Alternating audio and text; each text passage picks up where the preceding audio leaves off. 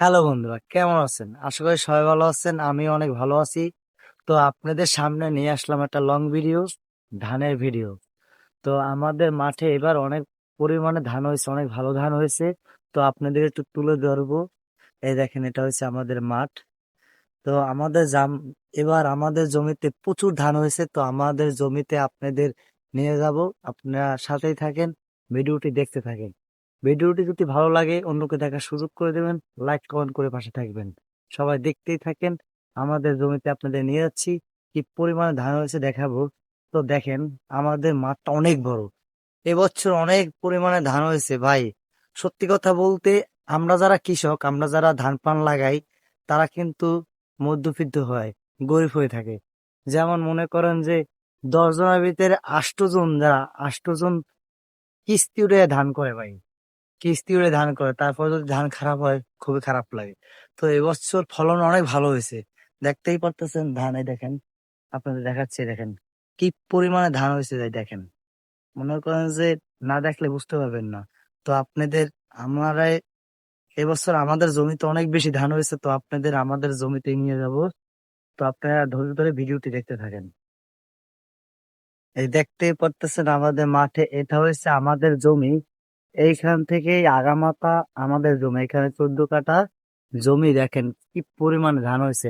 আমাদের একার না, সবার ধান হয়েছে। আশেপাশে যত জমি আছে, সবার ধান ভালো হয়েছে। যদি আপনাকে মন খারাপ থাকে, আশা করি এই ভিডিওটি দেখলে, ধানের ভিডিও দেখলে সবার মন ভালো হয়ে যাবে। কেননা আমাদের সেই সোনালী ধান, হ্যাঁ, যা দেখলে সবার মন জুড়ে। দেখেন এই, আমি আপনাদের ভালো করে দেখাচ্ছি, দেখেন।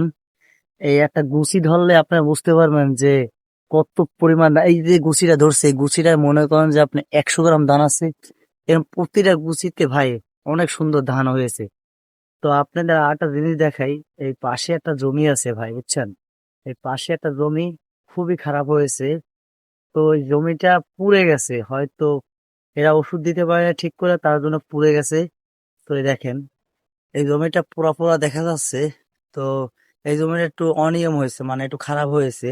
তো আমাদের পাশে হয়েছে এই জমিটা আমাদের। তো আর এই জমিতে অনেক সুন্দর ধান হয়েছে।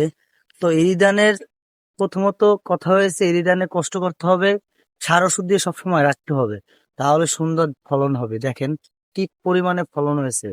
আপনাদের দেখেন, ওই যে একটা কলা খাত দেখা যাচ্ছে, ওই আর ওই পাশ পর্যন্ত আমাদের।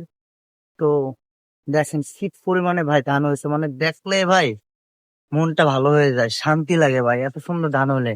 আর কিস্তি মিস্তি উড়ায় ধান করছে, তো অনেক কষ্ট করছে ভাই ধানের কিস্তি।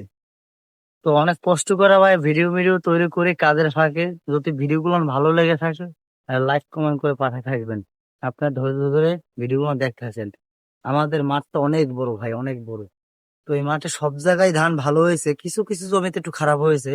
তারা মনে করেন যে ভালো করে যত্ন করতে পারে নাই। আর যারা ইরদান করেন, তারা তো অবশ্যই জানেন যে কি পরিমাণে খরচ এবং কি পরিমাণে কষ্ট করতে হয়। ভাই দেখেন কি পরিমাণে ধান হয়েছে, মানে আপনাদের না আসলে বুঝতে পারবেন না যে কতটা ধান হইতে পারে। মানে এত পরিমাণে ধান হয়েছে, কি বলবো, মানে আমার আসলে খুব খুশি লাগতেছে। মানে ধানের ভিতরে ঢুকলে এত পরিমাণে ধান দেখলে খুবই ভালো লাগে। দেখেন, দেখতেই থাকেন আপনার ভিডিওটি। এই যে আশেপাশে সব জায়গায় ধান, আগা মাথা কোলার আগা মাথা ধান ভাই, দেখতেই পারতেছেন। এই দেখেন ভাই, সব জায়গা ধান। এই যে মানে সব জায়গায় একই রকম হয়েছে, আবার কিছু কিছু জায়গায় প্রচুর হয়েছে। মানে মনে করেন যে এমন এমন ব্যক্তির বিঘায় মনে করেন যে আপনার 70 মনের কাছাকাছি হয়ে যাবে, ঠিক আছে। মনে করেন যে 3 মন, 3.5 মন করে কাঠায় পড়বে, দেখতে পারতেছেন।